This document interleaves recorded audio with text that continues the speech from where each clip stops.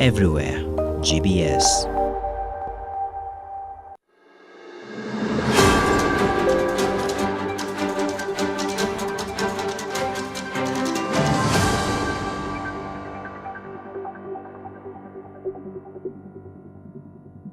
Good evening and thank you for joining us here at GBS News 9. My name is Beatrice Njeri. Our sign language interpreter is Paul Mathenge, and together we'll be taking you through the stories making headlines tonight. But first, here are the highlights. The monetization exercise is also going to be available on M-Pesa. Ruto hosts social media managers at State House to sort commitment in monetization of online content.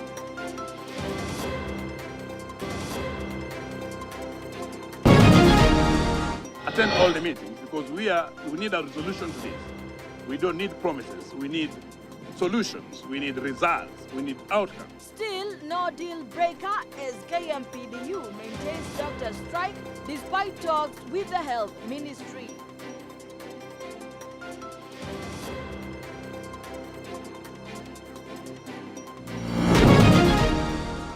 Mabaa haitafunguliwa mchana na usiku. Ile mabaa ambayo iko na leseni ifunguliwe saa 11. Wale wanataka kutumia watumie saa 5 waende wakalale. War on alcoholism and addiction intensifies as government decrees opening and closing hours for drinking joints.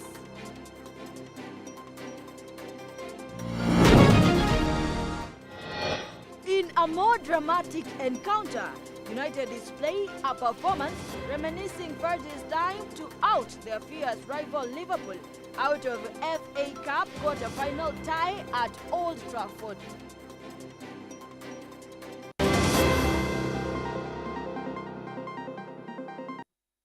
And now, President William Ruto has said content creators will begin monetizing their content on Facebook and Instagram by June this year. This follows a meeting between the President and Facebook management team at State House, Nairobi, where they discussed the monetization of the Meta-owned platform. President Ruto also welcomed plans to have monetization available on M-Pesa. The announcement is a culmination of a year-long push by the government, led by the President, to have creators earn for the online content. The President commended the Meta Group for being keen on safety and making sure the right content circulates on the platforms.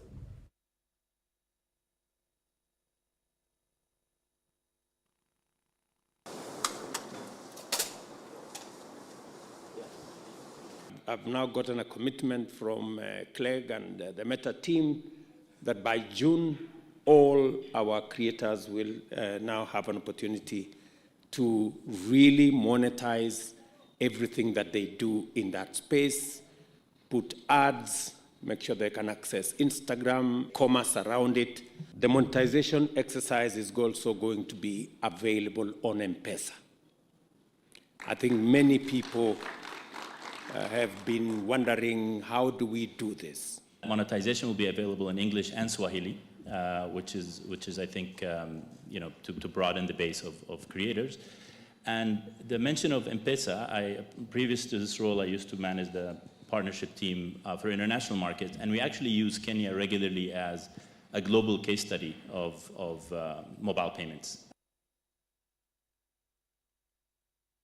Kenya Medical Practitioners, Pharmacists and Dentists Union have asserted that the ongoing healthcare worker strike is still on, despite the promise by the Ministry of Health on Monday during a joint meeting to begin posting interns in April. In a briefing to the media after the meeting, Health Cabinet Secretary Susan Nakhumicha said progress had been made in addressing issues within the ministry. She, however, noted that matters that require multi-stakeholder engagement will be addressed in a meeting that will be held later this week. Here is more on the same. Is the postgraduate studies that doctors who have worked for more than 2 years need to be released for postgraduate. Kenya Medical Practitioners, Pharmacists and Dentists Union officials held a meeting with the Ministry of Health officials on Monday morning to unlock the stalemate surrounding the posting of interns. In a briefing to the media after the meeting, Health Cabinet Secretary Susan Nakhumicha said the interns will be placed beginning April this year. And the judge did direct that the strike be suspended. So as a ministry, we abide by the court orders. And based on the information that we have given to the unions, I think that is the same position, but they have said they need to speak to their members. So we allow them to speak and let us know. On the issue of the lapsed collective bargaining agreement, it was agreed that the ministry would proceed with the negotiations. The cabinet secretary said the union had written to the ministry on the CBA, with the ministry having written back with a counter offer, but both parties were yet to sit at the table and discuss the matter. Also briefed the union and agreed that we have now received a confirmation from Treasury, and beginning 1st of April, which is in 2 weeks' time, we are going to begin posting of all the interns. The other matter that we have discussed and reached an agreement is on the CBA, collective bargaining agreement. Contrary to the meeting, the union officials dismissed talks of a fruitful discussion, saying the strike is still on. The Union Secretary General, Dav Giatella, separately addressed the media shortly after the meeting, where he accused the ministry of making similar announcements before without implementing them. Attend all the meetings because we need a resolution to this. We don't need promises. We need solutions. We need results. We need outcomes. Due to the ongoing strike, patients have been stranded in various hospitals across the country as the doctor strike by the Kenya Medical Practitioners and Dentists Union kicked off on Thursday. Patients seeking treatment at various public facilities were turned away and referred to other private institutions.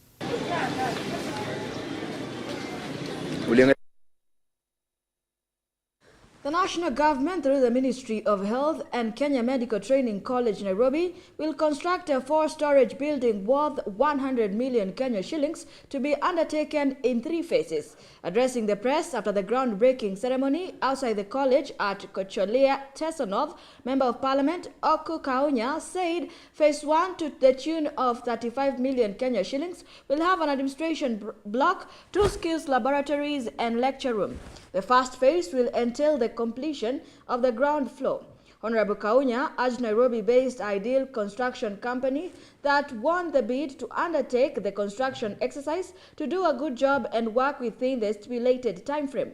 The Member of Parliament also presented a 5.3 million Kenya shillings check to the college principal Daniel Kirui and his deputy Cyrus Shivira. The check is part of the 10 million Kenya shillings being NGCDF sponsorship of 120 students undertaking various courses at the college. Honorable Kaunya also revealed that the CDF has offered full scholarship to 300 students undertaking various courses at KMT campuses across the country. Na pia nimeomba kamati ambayo inahusika na mambo ya bajeti uweze kutupatia ile kiwango ambayo itakuwa imebaki milioni 65. Jengo lote itagharimu takriban milioni 100. Sababu ya sisi kuja kuanzisha ni kuonyesha kuwa tunapanua ili college iweze kupata nafasi zaidi ya kutosha ya wanafunzi kusoma eneo hili na pia Kenya kwa jumla. Kuna shortage katika KMTC, wanafunzi wengi wanaomba nafasi ya kujifunza kazi ya udaktari, mambo ya clinical nursing na courses zingine, lakini hakuna nafasi ya kutosha. So matarajio yetu pia hapa eneo hii ni kuwa wanafunzi wa eneo hii wataweza kupata nafasi zaidi, na pia wananchi wa eneo hii watapata pia nafasi ya kujiinua kiuchumi. Deputy President Rigathi Gachagua took a firm stand against the scourge of illicit brew, issuing directives to county commissioners in a bid to curb its sale. Gachagua impassionate plea underscored the government's resolve to tackle alcohol abuse head-on amidst personal reflections on the devastating impact of addiction within his own family. Susan Nganga with the details.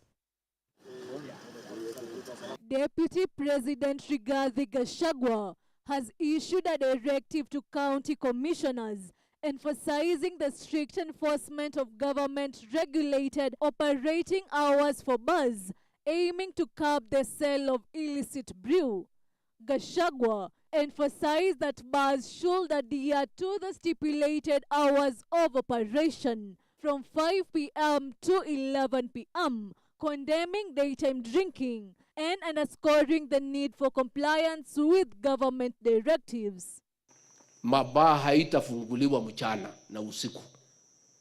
Ile mabaa ambayo iko na leseni ifunguliwe saa 11. Wale wanataka kutumia watumie saa 5 waende wakalale. Hii ya kukunywa mchana haiwezekani. Hii ya kukunywa mpaka asubuhi haiwezekani. Speaking at a recent event in Nandi County, Gachagua reiterated the government's unwavering determination to eradicate the sale of illicit brew nationwide. In the meantime, Kirinyaga County Commissioner Hussein Alaso has confirmed the closure of over 114 bar outlets owned by civil servants at both levels of government. He was speaking in a sideline security and media dialogue meetings organized by the Media Council of Kenya. Kulikuwa na bar 114, I think 114 bars owned by civil servants, officers of the county government. There are 114. All of them have been closed. But now some of them are trying to transfer quickly to third party. Hata wale ambao wanataka kutumia proxy, tumesema they cannot succeed. So we have already identified the 114 and they have all been closed. However, beyond regulatory measures, the fight against addiction faces significant challenges, including the pervasive stigma surrounding individual struggles with substance abuse. Recent studies have shed light on the detrimental impact of commonly used terms such as junkie and addict, which perpetuate negative biases and dehumanize those affected. Susan Nganga, GBS News. Outside Kenya Tea Development Agency, KTDA, factory directors who moved to court to challenge their removal will have to withdraw their cases if they wish to vie in the upcoming elections later this year. According to the KTDA National Chair, Enos Njeru, the agency cannot allow a few individuals who are power-hungry to continue holding farmers at ransom and blocking reforms instituted by the government to revamp the sector. Here are the details. Ousted Kenya Tea Development Agency factory directors who moved to court to challenge their removal have been asked to withdraw the cases, or else they will not be allowed to vie in the upcoming elections later this year. The KTDA National Chair, Enos Njeru, said they will only be allowed to run for the factory's board of directors seats if and when they agree to withdraw the cases. Juzi nilikuwa kwa komiti ya Senate tukiongelea mambo ya hizo cases na tulikubaliana ya kwamba former directors ni lazima waapie before the Senate committees, waseme ni kesi gani ama ni kwa nini hawawezi toa kesi kotini, na niseme wasipotoa, na hii ni amri tunatoa, na naongea kwa niaba ya sekta yote ya majani chai, wasipotoa hakuna uchaguzi wataweza kuparticipate kwake. The ex-directors were ousted in 2021 through a special annual general meeting over allegations of mismanaging the multi-billion sector, following reforms instituted by the government to revamp the industry. Some of the proposed reforms include enhancing governance in the sector, setting up minimum reserve price at the auction, and price stabilization framework, as well as reducing operation costs. The Deputy President Rigathi Gachagua in February this year said the cases were an impediment to implementation of the reforms and the realization of their benefits to farmers, and called for their withdrawal. Meanwhile, Njeru reported that tea production was on the rise since last year, attributable to favorable weather conditions. Hilary Kabila, GBS News. Many thanks for joining this live broadcast. We have a lot lined up for you in our news segment tonight, but first let us take a quick break. We'll be right back with even more.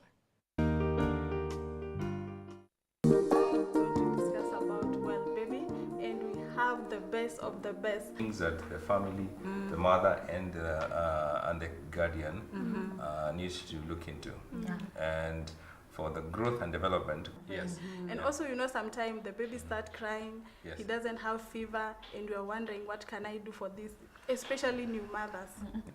And when it comes to development, a bigger part of it is the surrounding that the baby has. Okay, and the baby's senses are stimulated. What should I know about my baby's sleep? We've seen that babies who you start feeding them before the 6th month, they become obese. For the first 30 days, it is very important to observe your kid very keenly. Changes, especially marginal skin. That's the time we lose so many babies.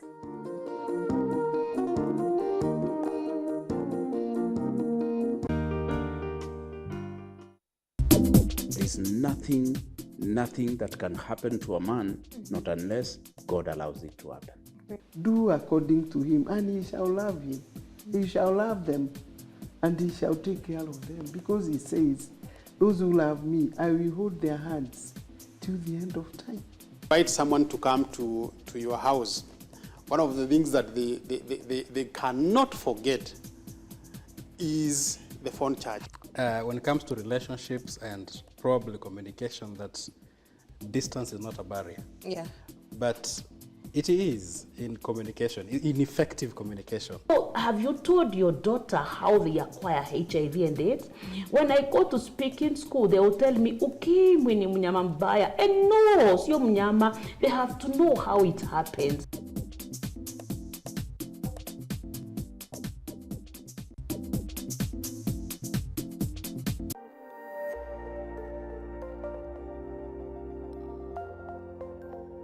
Everywhere, GBS.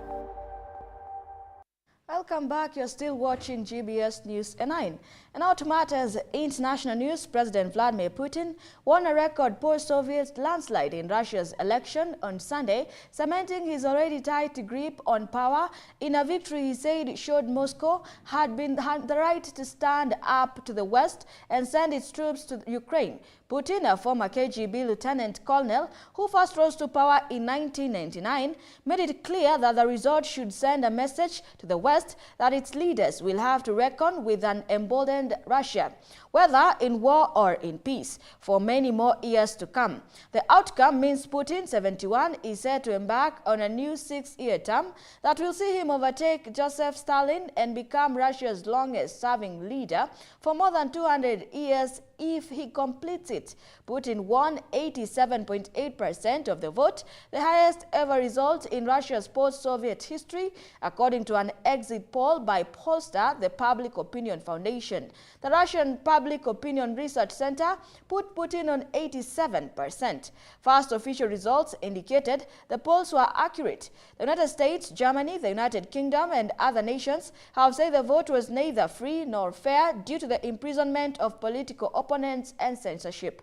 Communist candidate Nikolai finished second with just under 4%, newcomer Vladislav third, and ultra-nationalist Leonid Slutsky fourth.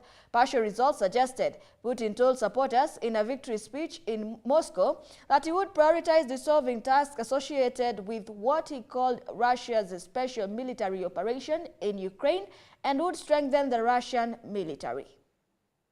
И это тоже большое событие в истории нашего государства.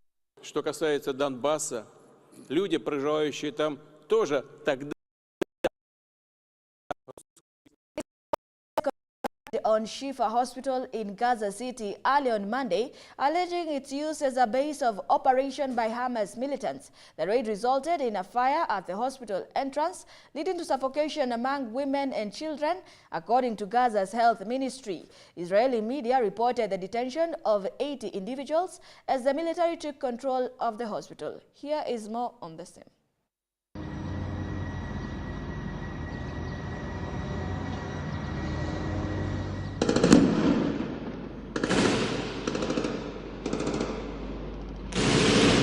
heard this morning some shocking reports regarding Palestinian medical staff in Gaza being blindfolded, detained, forced to strip and repeatedly beaten by Israeli troops after a raid on Nasser Hospital last month. And what is the UK government going to do about this? Well, Mr. Speaker, she is right to say that Israel must comply with the Geneva Convention she mentioned. We have seen these reports. I think that a full explanation and investigation is required, and that is what the British government is pressing for. And I would point out to her that when it comes to targeting operations, there are lawyers embedded in the Israeli and the IDF command, just as there are in Britain, and that should ensure that the acceptance and honouring of international humanitarian law is kept. Chief Military Spokesperson Daniel Hagari described the operation as a high precision, highlighting it was based on concrete intelligence regarding activities within the medical complex. The IDF is conducting a high-precision operation in limited areas of Shifa Hospital, following concrete intelligence that demanded immediate action. We know that senior Hamas terrorists have regrouped inside the Shifa Hospital and are using it to command attacks against Israel. This comes at a time of desperate conditions in Gaza, with hundreds of Palestinians awaiting food aid in the Gaza city. The situation has been particularly dire in the northern Gaza, which had suffered the widespread devastation, same time being largely cut off by the Israeli forces since October. Despite evacuation orders, up to 300,000 Palestinians were believed to have remained on the north, resorting to eating animal feed in the recent weeks due to the lack of assistance. We're really suffering here. We've reached a point where we want to just get flour to eat. Flour isn't enough food.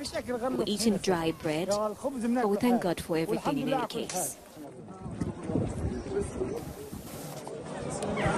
We have to do all we can to help them to get out there. In diplomatic developments, German Chancellor Olaf Scholz met with Israeli President Isaac Herzog and Prime Minister Benjamin Netanyahu on Sunday, affirming the Germans' commitment to supporting Israel amidst the escalating tensions in the region. Jennifer Macau, GBS News. Italy's Prime Minister Giorgia Meloni launched Sunday lauded her country's pivotal role in forging what she described as a new model of cooperation between Europe and the Southern Mediterranean. Speaking at a summit in Cairo, Meloni praised the historic aid package deal between the European Union and Egypt, underlining its significance in combating illegal migration and human trafficking. Here are the details. Earlier in the day, amidst criticism from the right groups regarding Egypt's humanitarian record, the EU announced a substantial 7.4 billion euros aid package for Egypt, an aid comprising of the grants, loans over the next 3 years, aiming to alleviate economic pressures and potential migration challenges facing the region. The signing ceremony, attended by Egyptian President Abdel Fattah el-Sisi and European Commission President Ursula von der Leyen, solidified a strategic comprehensive partnership between the two sides, according to the EU sources. We must continue to work hard to achieve a memorandum of understanding able to lay the foundation for a new, I would say, historic page of our relations, deepening our political dialogue, working together for our respective economies.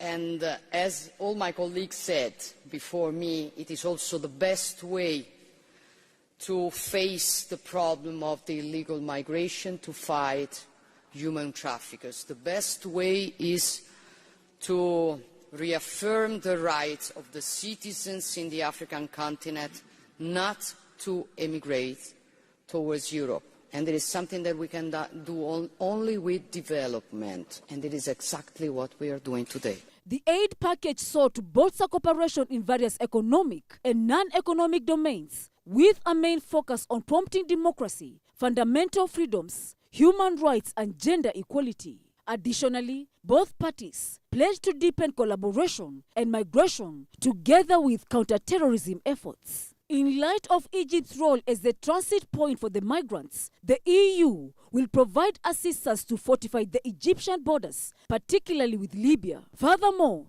support would be extended to address the influx of Sudanese refugees fleeing their conflict in the homeland. The declaration that Egypt and the European Union have adopted today is an important step towards the development of a true partnership able to address in an integrated manner all of the complex challenges of our times, from the regional ones, the development, and also illegal migration. The agreement comes amidst escalating tensions in the region, with concerns over potential migration surges prompted by the ongoing Israeli-Hamas conflict. As Europe and Egypt embark on this new chapter of cooperation, the implications of this landmark now reverberate across the Mediterranean and beyond. Jennifer Macau, GBS News. In the vibrant city of Marrakech, a new wave of social media influencers has been redefining how the world sees their cultural gem through young content creators using platforms like Instagram, Facebook, and TikTok to showcase the beauty and charm of Marrakech to a global audience. Here is the full report.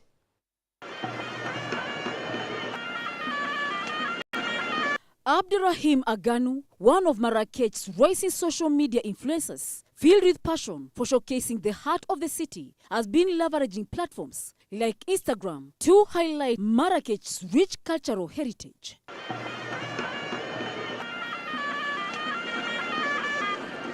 In Marrakesh, there are many things that can be used in creating content. One of the best places I go to is this terrace that makes you clearly see the beating heart of Marrakesh, which is Jemaa el-Fna Square. Here we can take beautiful photos. This place gives us a wonderful view of the Kutumbia Mosque and also the old city. Abderrahim has not been alone in his mission, but has been partnering with the fellow influencers and young creators on a quest to capture the essence of Marrakech and share it with the world. We are trying through social media and official pages that we have to market this city because it consists of many places. As you can see, we are now in Jemaa el-Fna Square. There is also Menara, the Kutumbia, and other monuments that we can market through our social media so they can be recognized by people who have never visited it before. For these influencers, Marrakech traditional riads serve as both sanctuary and a studio. Despite their success, these influencers face criticism from older generation who disapprove of their constant use of smartphones. Yet amidst the challenges, these influencers remain undeterred. We are Gen Z. We are subjected to a lot of criticism. It is said that we are irresponsible, that we constantly use the phone, and that we do not do anything. I believe we have the luck to use technology and benefit from it. We are a generation that has this advantage more than previous generations, so we can use it in a positive way. As they continue to capture the spirit of Marrakech, these influencers are not just documenting moments, but also shaping perceptions and inspiring the new generation of the travelers to explore the wonders of this magical city. The content I provide is related to sports and football in general, which has large audiences because it is the most popular sport. We're here in the city of Marrakesh. That is why I provide content related to the Marrakesh Kokab Club, which is also considered one of the city's historical monuments. Jennifer Macau, GBS News. Do keep your comments coming in through our SMS line 21144 and GBS TV Africa on all our social media handles. That international news brings us to our sports news, but first let us take a quick commercial break. What has fitness to do with health?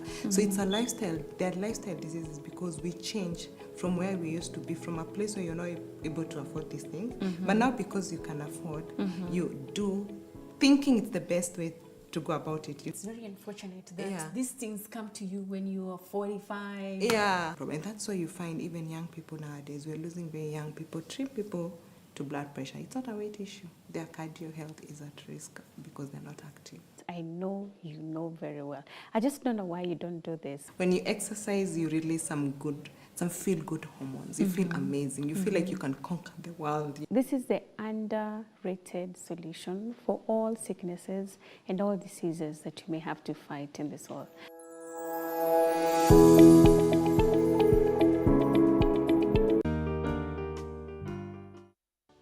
So through the 4 gospel books, Matthew, Mark, and Luke, John, we can know the heart of Jesus in depth. 그리고 우리가 속에 느끼는 그 예수님을 성경을 통해 느낄 수 있어서 너무 감사합니다. And the Jesus that we can feel him through the scriptures, and I'm very thankful about that. Jesus Christ came to this earth for our sins. 지셨고, he carried our sins. 십자가에 못 박혀 죽어 죄의 형벌을 당하셨고, and he was crucified and he received the punishment for sins. 무덤에 들어가셨다가, and he was put into the tomb. 사흘 만에 부활하셨습니다. and resurrected in 3 days. 이것이 우리가 말하는 복음입니다. This is the gospel that we speak. 예수님께 우리 죄를 위해 죽으신 이야기. About how Jesus died for our sins. The purpose of Jesus being crucified. 우리 죄를 담당하기 위하여 십자가에 못 박혀 죽으셨습니다. He was crucified to pay for our sins. 예수 십자가에 못 박혀 죽으심으로 우리 죄가 분명히 씻어졌는데. And through Jesus being crucified, clearly our sins have been washed clean. 참 안타깝게도 많은 사람은 여전히 죄인이라고 말합니다. However, unfortunately, many people still say that they are sinners.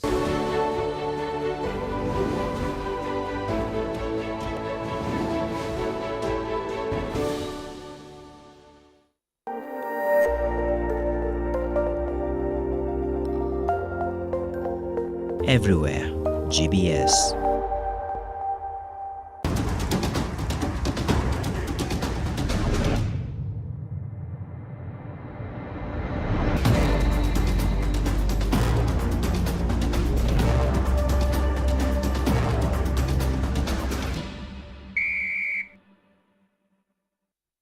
Harambee Stars have intensified their training ahead of the four-nation tournament that will be held in Malawi during the upcoming FIFA international break. The training sessions, which started on Saturday, March 16th, were intensified on Sunday in an opening session in the morning. The team in camp is mostly made up of players who are playing for local clubs, with foreign-based ones expected from Sunday through Monday. Harambee Stars will leave Nairobi for Malawi later this week, where they will face the three COSAFA nations, Zambia, Zimbabwe, and the host during the tournament. The organizers of the tournament came up with the idea to help their teams have proper preparations for the respective 2026 World Cup qualifiers. Although they were called up, Poland-based Eric Ouma and France-based Joseph Okumu will not be available as they are suffering from injuries. This is said to give head coach Injin Firat a chance to test new players in the defensive unit. Meanwhile, Kenya Under-20 team has also been training for the fact that they will participate in the concurrent tournament for the junior sides in Malawi. The Starlets are under Kenya Police head coach Salim Babu, who will be in charge during the showpiece.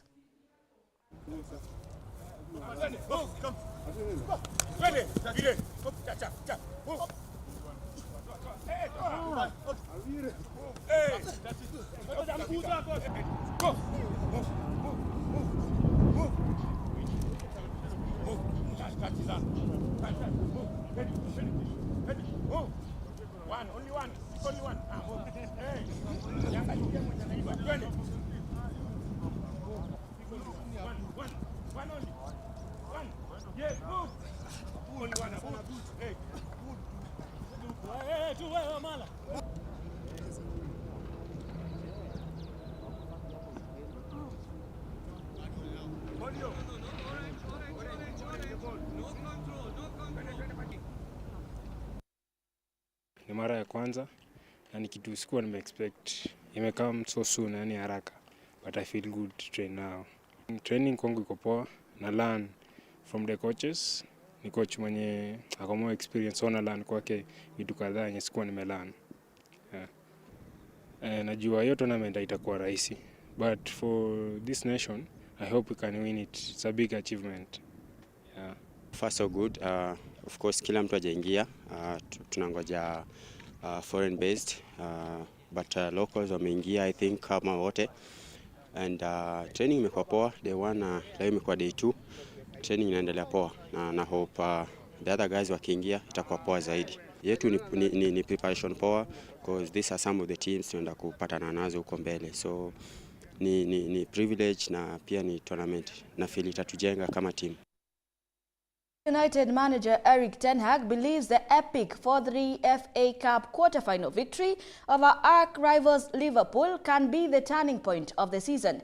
Trailing deep in normal time and again in extra time, United eventually went through in thrilling style and victory was sealed in the dying seconds of extra time, just like old times. It keeps alive United hopes of lifting silverware this season. Ten Hag feels the win, which triggered heroic seasons among the home supporters at the final whistle.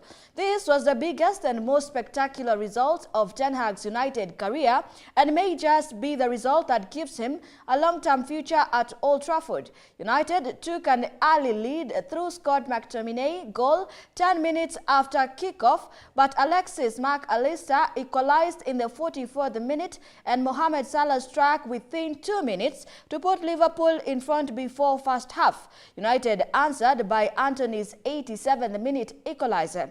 Harvey Elliott restored Liverpool's lead in the extra time, but still United never let the heads drop, Rashford making amends to make it 3-3 in the 112th minute of added time. Diallo possession from Elliott deep in his own half before running the length of the field to take Alejandro Garnacho's pass and the fast spot sending the Stretford end wild. Old Trafford rocked in the noise of the biggest celebrations of self-styled theatre of dreams has witnessed in years.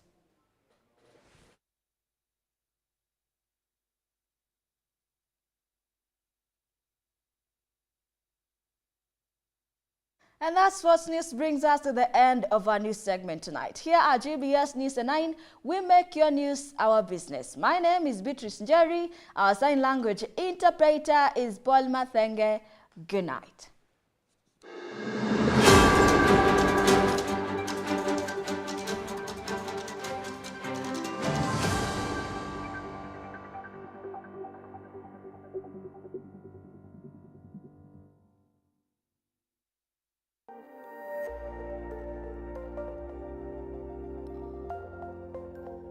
Everywhere, GBS.